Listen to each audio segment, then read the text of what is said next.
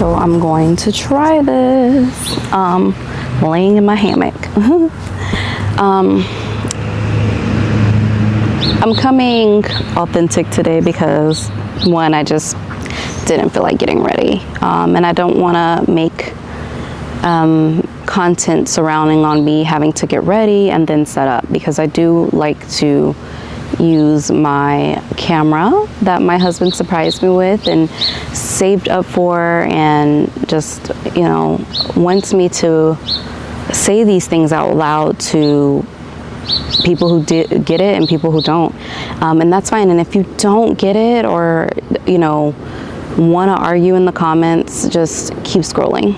But I'm going to speak on it because I want to share my healing journey as I go through it, and as authentic as I can be with it. And sometimes that involves me not getting ready, but I am a cosmetologist. Sometimes I do get ready, and that's just what it's going to be. But I do think people should be presentable. You know, even when I go outdoors, I try to make myself as presentable as I can. So I do put on some sunscreen and some chapstick.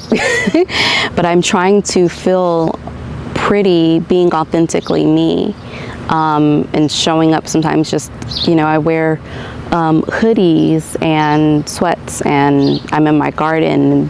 You know, I like, I did an episode on my podcast where I am still discovering my sense of style and what I like, because my mom was very loud with things sparkle pink, you know, as a girl.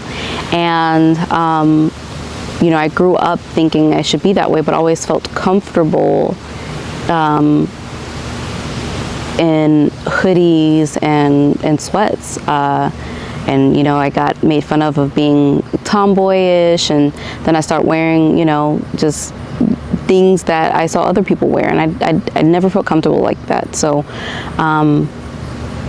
you know, yeah. So anyway, that wasn't even the topic of discussion. Today I wanted to talk about crystals, and I know that's a hard subject, especially because I practice so many holistic things, and in my past I used to even do tarot. I used to do crystals. I used to believe crystals will bring me love if I had it around. I used to energize my crystals in the sun. I used to do all kinds of things, and if people who do that, then, and if that's your healing journey, if it fits right, I believe in the dichotomy of things. If you feel that spirit is reaching you through those things, you know, there's nothing I can do to deter you from that.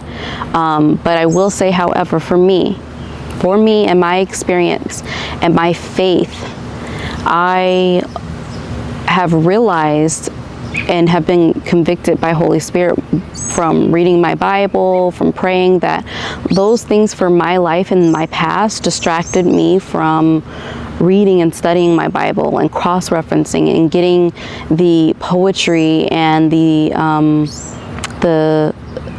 spiritual sense that I needed, you know, the conviction I needed that for me there is only one God, and I'm spiritual.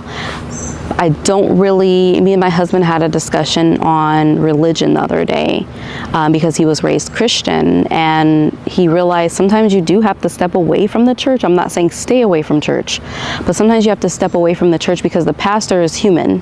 He is learning just in his life, as he's probably more convicted, but we don't know, you know, it's still a person that has personal life, and God takes everybody with their vices, their mistakes, and works through them as they work through people, as they heal people.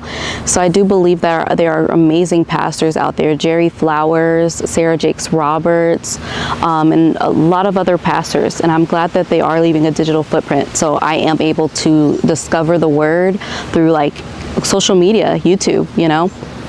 So that's amazing. But anyway, I digress. For me, crystals distracted me from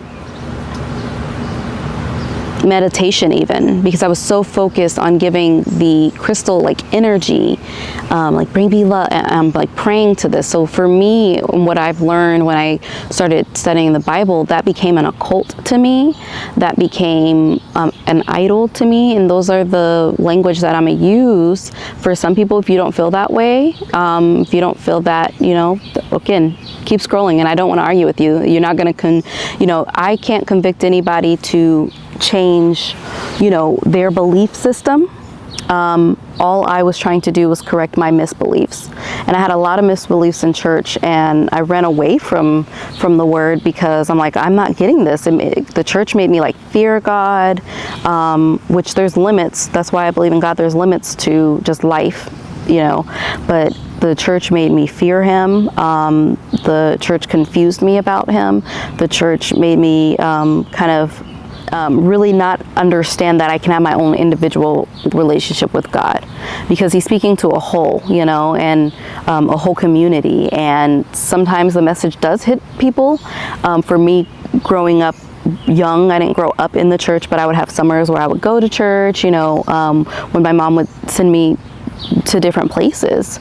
And I love the church. I love the atmosphere of church. I love the music. I love the pastor's word, but sometimes it was discouraging as a kid. Like if he had a word and it wasn't for me, you pretty much had to move out the way and stay out the way as a child, you know? And so I just kind of grew up thinking, oh, and I didn't really realize what a study Bible was till like 3 years ago, literally. I just thought you picked up the word and you highlight some stuff that feels good to your soul. Now I take time. I take it day by day. I cross-reference verses. I mean, one verse can sometimes take me a week to cross-reference. I mean, that's how deep my study has gotten. And I love it. I love it here. I love that after I study, and each time when Think translates, not every time, but each time that I've been studying each verse that comes to me to read, or when I open my Bible and I just pick one and I cross-reference, I'm like, that's for me, you know, whatever I'm supposed to find. And each time Think translates to meditate for me. And I love that because everything I've been through, I really was, I'm telling you, I was giving it, I was like taroting it out, cards, everything. Like I used to practice all that stuff. And it made, I'm telling you, for me, it was just such a distraction. Even in my meditation, I would be like thinking in my head, oh, crystal, bring me something. Oh, please energize these crystals, like praying for the crystals. When all I had to do is like remove the crystals and pray to God to convict me more, to be spirit led, to be spirit filled, to practice the fruits of the Spirit, to pray for my husband. I mean, I see him move way quicker than when I had something in front of me praying. So yeah, everybody's relationship with God is going to be different. And if you feel God is telling you, hey, get this crystal, which for me, if you're biblical based, I don't believe that to be true. I don't believe he's saying grab other things to pray to me. But not to say that he's not convicting you, hey, light an incense, go meditate, go for a walk and pray. Not to say that he's speaking to people differently. For me, I heard a rage in my spirit to change that habit, to change that vice. And it kind of scared me because now I'm doing sound meditation and sound therapy, and those sounds from the singing bowls even scared me. But again, I opened up my word and God convicted me otherwise to practice music and to give the music to him, to have intention put to him. And sometimes I do that to enter prayer so I can still my mind and meditate on the word that I read, because I have so much anxiety with having to stay still. And crystals didn't have me stay still. Tarot didn't have me stay still. It kind of had me moving even quicker, and I felt it was more chaos for me internally. But something about when I meditate in everything meditation, I am still. And so that's just my journey. I wanted to express that because it's been popping up in so many conversations I've been having lately, of even being Christian but not wanting to be called Christian because of the church hurt. So I stick to being spiritually based, and that I believe in one God, and that's in Jesus' name. And I'm careful when I'm praying to this one God that sent Jesus down, because I do even believe in that Jesus's walk was for us to experience emotions and to even learn about emotions differently and how to regulate them. And I regulate it through the word. I regulate my chaos that I feel, or things that happen around me. If I intentionally go to the word, or even unintentionally, if I just pick it up and have it by me. Lately I've been asking God to make me to help me have more I don't know the word for it. Anyway. And so, full circle, if you do one-on-ones with me and you come to my meditation session, please don't bring crystals into my sessions with the belief that the crystal is going to do something for you. The crystal is going to bring you love. The crystal is going to bring you peace.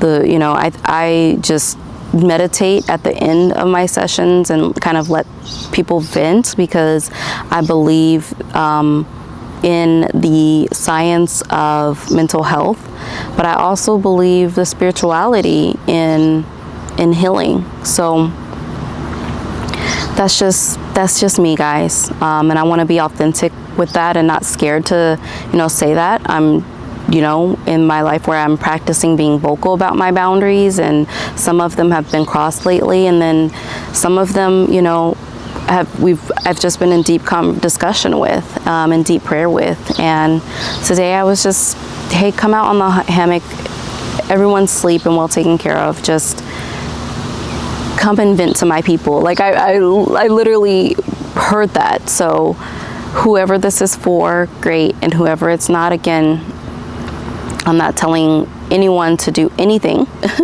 I'm just sharing my healing journey as I go on it. And I don't want to waver in what is happening in my life and what's about to happen, that God didn't get me there. I don't want to say, oh, crystals and tarot and psychic tarot told me. No. God tells me things personally, spiritually, and through my advocate, through my spirit, through just having an alignment with my spirit, and my spirit sitting in my flesh, sitting still enough to hear my internal thoughts and to feel my emotions. Because sometimes when I say God is trying to speak to me, my husband's literally thinking I'm hearing a voice. Sometimes God is just trying to get to you through like the clench of your jaw. That's why I love meditation and body scans. Clenching of my jaw, I do that a lot from past trauma. I'll tighten my shoulders, my knees will lock. So just learning my body sensations, learning me, my body, my internal space and my external space, and learning that through biblical standards will change the game for me. I mean, and I know that it will change other people's lives if they just convict themselves, even for like 6 months. And that's where I knew the crystal was becoming an idol for me. I wouldn't let anyone touch it, and my husband's like, if you are not letting me touch this rock and believe that I'm putting energy in this rock, and then you're wearing the rock, then why all that, And he's like, if you're not if it's pretty much not like an addiction, a vice, then throw it away. Yeah, I was like, because it's not that deep, and I was like, no, and he was like, no, throw it away. And I started crying, but we had to have that argument, and he stood his ground on that, on not wavering, like, well, I believe in God, so if you believe in something else, how can we build a foundation? How can we build our marriage on a foundation that isn't the same? And I'm like, gosh, why do I? And I went, and that's when I fell on my knees and I prayed and I argued with God for the first time. I was comfortable showing up as myself and wrestled with God. Sometimes we wrestle with God about being convicted of these things. Like, I'm like, why would he do that? You need to change him. And meanwhile, he's like, that's what made you come to me. And I threw the crystal away, and I took some time, almost 5-7 years, to not have crystals around me. And then I started seeing them everywhere. I'm like, oh, they're so pretty. Like, I want to wear them. That's part of that. That's my style. And God put me in revelation about how the crystals are on heaven's gates. And there is and all through the Bible, I'm learning God more, that he does have a sense of fashion. He never says go to these things for that, but the fashion in it. He himself loves gold, loves, sacrifices and beautiful things, unblemished things. Like, he has a standard, he has a fashion.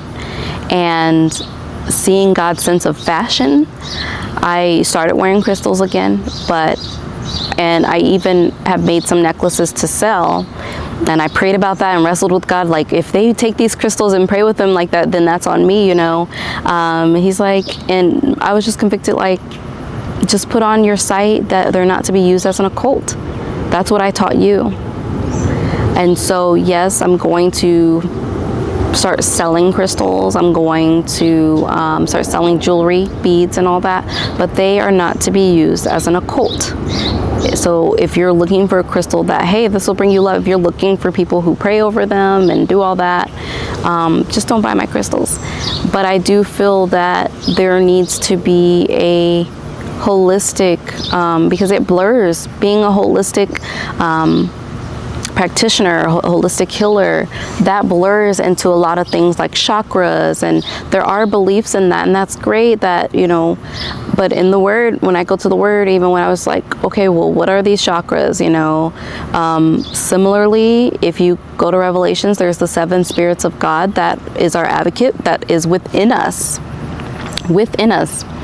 It's all within us. We don't need anything to access a communication with God but prayer.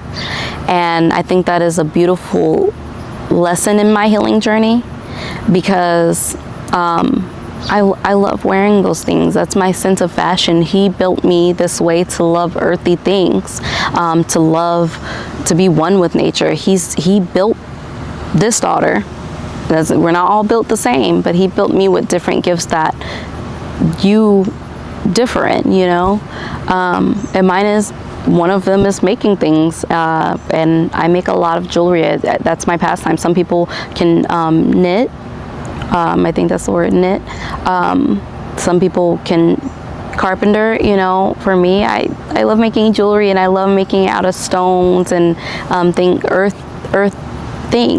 from the earth. And that's all I wanted to share, part of my journey and what I've been learning and how it's beautiful to me, and to get comfortable speaking on these things, because the crystals didn't bring me anything, the tarots didn't bring me anything. That was an early part of my healing journey, but the word, my spirit, being outside and grounded, breathing, slowing down, meditation, music, instruments, that is what's healing me from my past trauma. And if you guys don't know a lot about my past trauma, please visit my podcast, The Healing Homegirls. It's on Spotify, on Apple. I have my website and my link up top. You can go to the earlier episodes. I mean, I was a mess, and I still am. I'm still healing. My past is a lot to heal from. I was raised by eggshell mom, you know, always walking on eggshells, always, you know, having to be tough and not being able to cry, not being able to have my emotions. So I had all these dysregulated emotions that I have to heal in regulating while my kids are learning their emotions. So, you know, about my podcast has generational trauma breaking, generational pattern breaking, and I've been in no contact with my mom going on, I think, 5 years now. I've been homeless teen. I went through my CSA, that's lower. If you go through my TikTok, I called the man out. I went through the whole process. Biden lifted the statute of limitations. So I have a lot of people come on and ask me questions about that process. So the only thing that helped me through all of this was God and prayer. And now I'm in my Bible study phase, which started a couple years ago in an amazing Bible study group. And since then, I love studying the Word. I love coming with questions for myself. I love writing questions down and intentionally search for that through that book, through my one book. And I need to revamp my Bible. I mean, it is fallen apart of how much I use it. And for that, I am so grateful that I run there before I run and like grab a crystal, like calm me down. No, it never calmed me down. It in fact made me feel guilty because internally my spirit knew she wanted something else.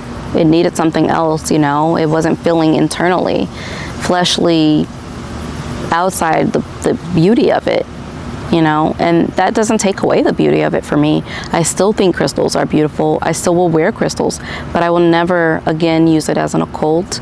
I will never again give it to someone and say this will bring you anything. What I will is grab someone's hand and pray with them. And I feel so much better doing that. I feel so relieved that I can be my authentic self in that. And that's where I'm at. So I'll probably make more videos of explaining my journey on my YouTube if you guys want to go and subscribe there. I'll probably make a longer one sometime during the week. So peace, love, and happiness. And if you haven't, please adjust your boundaries because you are worthy, queen and kings. And with that, have a blessed day.